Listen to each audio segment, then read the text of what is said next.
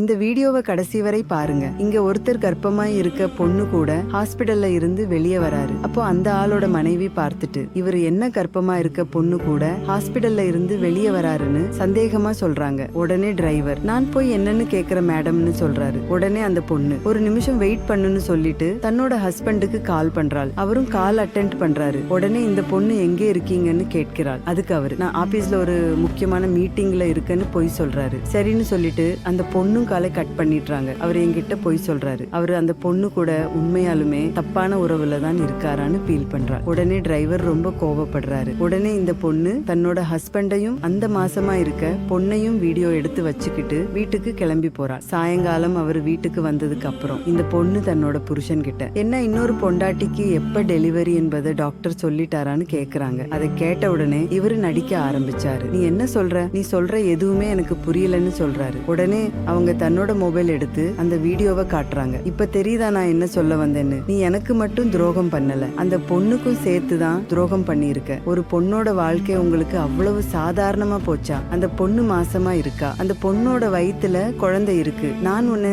எந்த தொந்தரவும் பண்ண மாட்டேன். நீ போய் அந்த பொண்ணு கூடயாவது துரோகம் பண்ணாம சந்தோஷமா வாழு. இனிமே என்னால உன் கூட வாழ முடியாது. நான் வீட்டை விட்டு கிளம்புறேன்னு சொல்லிட்டு அங்க இருந்து கிளம்பி போயிட்டாங்க. இந்த பொண்ணு செஞ்சது சரின்னு நினைக்கிறவங்க இந்த வீடியோவுக்கு ஒரு லைக் போட்டு கமெண்ட்ல சூப்பர்னு கமெண்ட் பண்ணுங்க.